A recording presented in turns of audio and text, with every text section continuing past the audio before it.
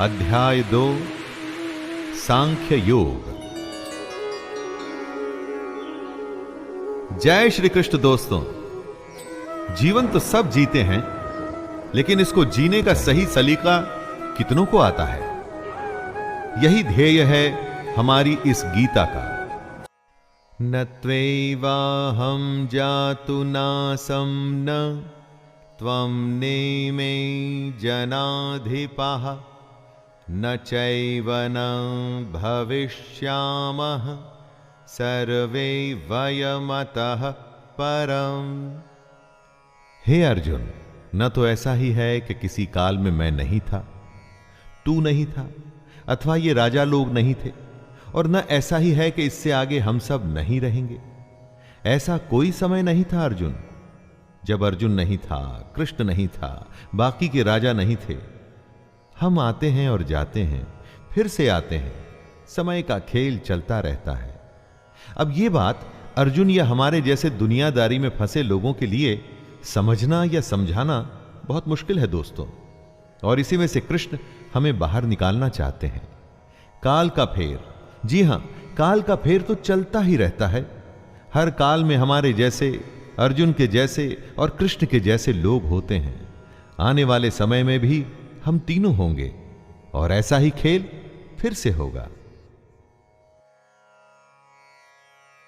देहिनोऽस्मिन् यथा देहे कौमारं यौवनं जरा तथा देहान्तरप्राप्तिर्धीरस्तत्र न मोह्यते। कृष्ण जीवन का खेल समझाते हुए कहते हैं, जैसे जीवात्मा की इस देह में बालकपन, जवानी और वृद्धावस्था होती है, वैसे ही अन्य शरीर की प्राप्ति होती है। इस विषय में धीर पुरुष मोहित नहीं होता। हमारी आत्मा तो वही रहती है, लेकिन शरीर बचपन से बुढ़ापे तक बदलता है। वैसे ही नए जन्म में नया शरीर मिलता है। दोस्तों, कृष्ण कहते हैं कि बदलाव प्रकृति का नियम है। जो अभी है वो अगले पल बदल चुका है। आपको चाहे वो दिखे या ना दिखे, आप उसे महसूस करें या ना करें। जब बदलाव नियम है, ऐसे नियम के लिए फिर दुखी क्यों होना? जो नहीं बदलता उसे कहते हैं आत्मा। आत्मा की इस परिभाषा को ध्यान से समझ लीजिए। शरीर बदलता है दोस्तों, आत्मा कभी नहीं बदलती।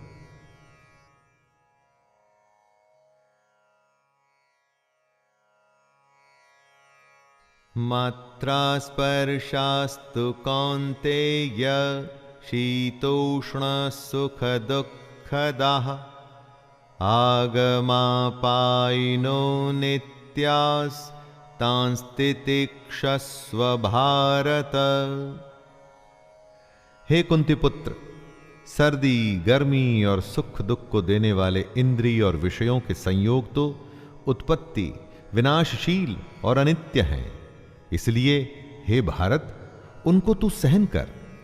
जिन्हें हमारी इंद्रियां महसूस करती हैं, वो सर्दी, गर्मी या सुख दुख आते जाते रहते हैं, हमेशा नहीं रहते।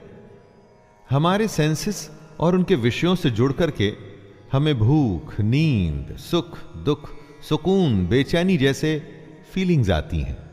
लेकिन ये सब हमारे शरीर से जुड़ी बातें हैं, जो खत्म होने वाली हैं। सारी की सारी खत्म होने वाली हैं, परंतु जो खत्म नहीं होता उसे कहते हैं आत्मा।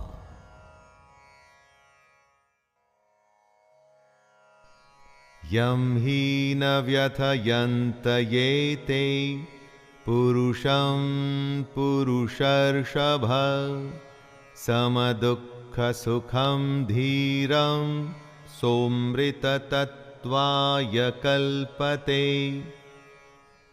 क्योंकि हे पुरुष श्रेष्ठ, दुख सुख को समान समझने वाले जिस धीर पुरुष को ये इंद्रिय और विषयों के संयोग व्याकुल नहीं करते, वह मोक्ष के योग्य होता है। सुख दुख जो बराबर समझे, दोनों हालत में एक जैसा रहे, वही जीवन में आगे बढ़ता है। जितनी भी आपकी आयु हो, जीवन में जरा पीछे मुड़ के देखिए, न जाने कितनी बार आप सुख दुख से बीते होंगे, कभी बेतहाशा खुशी हुई होगी, किसी के जाने या बेहद बड़े नुकसान पे शायद आप फूट फूट के रोए भी होंगे, और आगे आने वाले जीवन में भी ऐसा होता ही रहेगा।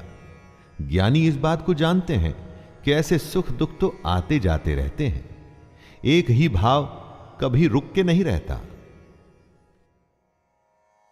नासतो विद्यते भावो न भावो विद्यते सतः उभयोरपि दृष्टोऽन्तस्त्वन्नयोस्तत्त्वदर्शिभिः। कृष्ण कहते हैं कि असत वस्तु की तो सत्ता नहीं है और सत का अभाव नहीं है। इस प्रकार इन दोनों का ही तत्वज्ञानी पुरुषों द्वारा देखा गया है। दोस्तों, जो झूठ है उसका कोई मूल्य नहीं, मूल्य सिर्फ सच का ही है। समझदार लोग इस बात को समझते हैं, जिसका आना जाना लगा रहे उसके लिए कोई क्या शोक करे। सुख गया तो दुख दरवाजे पर आने के लिए बिल्कुल तैयार खड़ा है। एक के लिए दुख करेंगे तो आने वाली अच्छी खबर के लिए जल्द ही खुश ही होना पड़ेगा। लेकिन अगर आप ज्ञान को समझें तो पाएंगे कि ये दोनों भाव झूठे हैं, इनका कोई मूल्य नहीं। मूल्य है तो सिर्फ आत्मा का, जो निरंतर है, और सिर्फ वही सच है।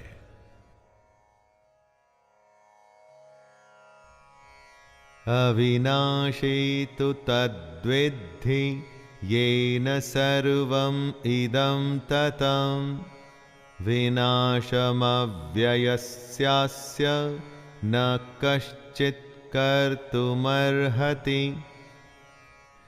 नाश रहित तो तू उसको जान जिससे ये संपूर्ण जगत दृश्य वर्ग व्याप्त है। इस अविनाशी का विनाश करने में कोई भी समर्थ नहीं है। मतलब परमानेंट सिर्फ वही है जिसमें ये पूरा जगत, पूरी दुनिया समाई हुई है, जो सबसे बड़ा सच है। बाकी सब कुछ आता जाता रहता है, सिर्फ ये सच्चाई ही हमेशा के लिए है।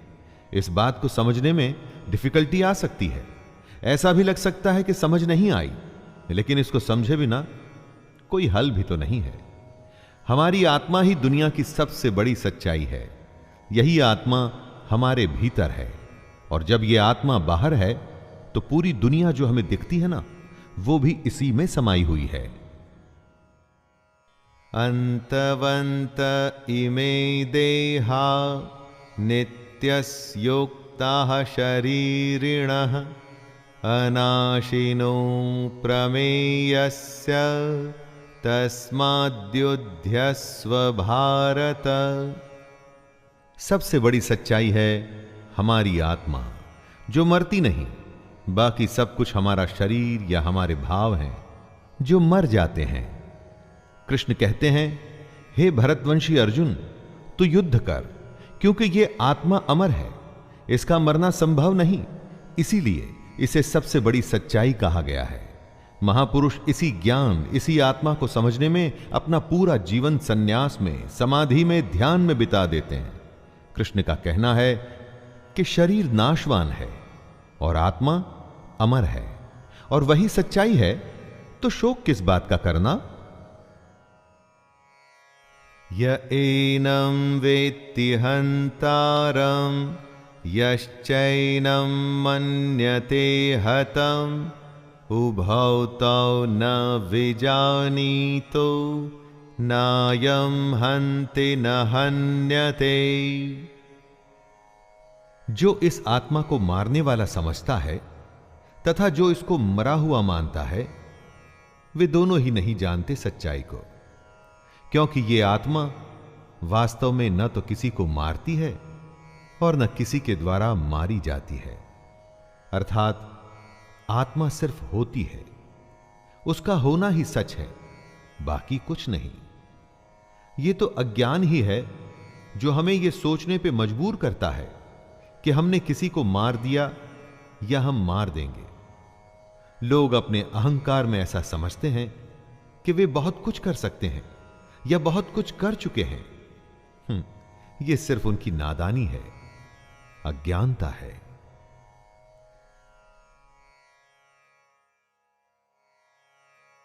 न जायते म्रियते वा कदाचिन्नायं भूत्वा भविता वा न भूयः अजो नित्यः शाश्वतोऽयं पुराणो न हन्यते हन्यमाने शरीरे।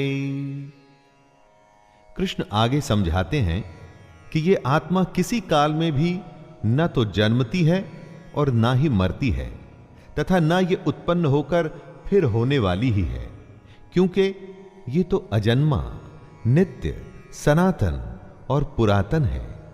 शरीर के मारे जाने पर भी ये मरती नहीं। आत्मा हमेशा रहती है, हर काल में। बाकी सब कुछ आता है और जाता है। आत्मा कल, आज और कल हमेशा रहेगी। गीता की सबसे गंभीर बात का यह मूल है दोस्तों। जब कुछ नहीं था तो आत्मा थी, जब कुछ नहीं होगा तो भी आत्मा होगी। आत्मा को छोड़ बाकी सब बदलेगा, आएगा और जाएगा।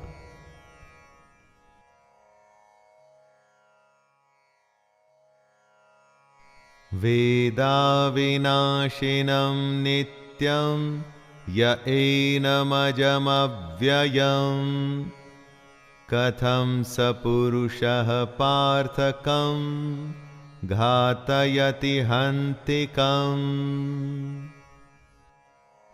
हे प्रथापुत्र अर्जुन, जो पुरुष इस आत्मा को नाश रहित, नित्य, अजन्मा और अव्यय मानता है, वह पुरुष कैसे किसको मरवाता है और कैसे किसको मारता है? जो इस बात को समझता है कि आत्मा ही सबसे बड़ा सच है, वो किसी को कैसे मार सकता है या कैसे मरवा सकता है? इस बात को समझने का मतलब है कि ब्रह्म रूपी सच को समझना, ब्रह्म को समझना। सच से अधिक हम झूठ को महत्व देते हैं। आत्मा से अधिक हम पार्थिव शरीर को, पार्थिव शरीर जो मिट्टी से बना है और अग्नि में जल के उसी में मिल जाएगा और फिर से मिट्टी हो जाएगा। महत्व हमें देना है अपनी आत्मा को, जो हमेशा थी और हमेशा रहेगी। वासांसि जीर्णानि यथा विहाय नवानि गृह्णाति नरोपराणि तथा शरीराणि विहाय जीर्णान् यन्यानि संयाति नवानि देहि। जैसे मनुष्य पुराने वस्त्रों को त्याग कर दूसरे नए वस्त्रों को ग्रहण करता है, वैसे ही जीवात्मा पुराने शरीरों को त्याग कर दूसरे नए शरीरों को प्राप्त होता है। मतलब आत्मा को छोड़ बाकी सब कुछ बदलता है, एकदम वैसे ही जैसे हम कपड़े बदलते हैं।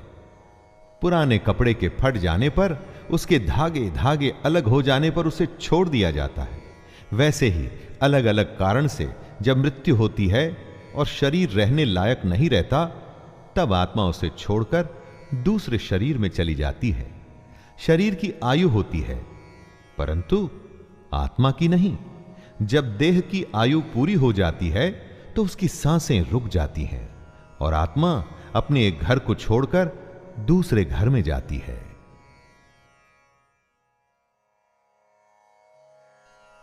नैनं छिन्दन्ति शस्त्राणि नैनं दहति पावकः न चैनं क्लेदयन्त्यापो न शोषयति मारुतः।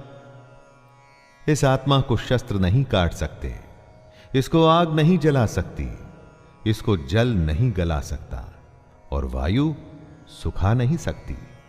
आत्मा कोई वस्तु नहीं कि कट जाए, जल जाए या सूख जाए। आत्मा के इसी स्वरूप को कृष्ण समझा रहे हैं। जैसे कपड़ा फटता है, गल जाता है, उसी तरह से आत्मा को कोई वस्तु समझना भूल होगी। उस आत्मा को अपनी इस दुनिया की किसी चीज से मत तोलिए। आत्मा किसी के भी जैसी नहीं, उसका कोई दूसरा उदाहरण संभव ही नहीं। आत्मा अपने आप में विरली और अनूठी है। यह हमसे पहले भी थी और आगे भी रहेगी। अच्छेद्योयमदाह्योयम क्लेद्यो शोष्य एव च नित्यः सर्वगतः स्थाणुर् अचलोऽयं सनातनः। ये आत्मा अच्छेद्य है, इसे छेदा नहीं जा सकता। ये आत्मा अदाह्य है, इसे जला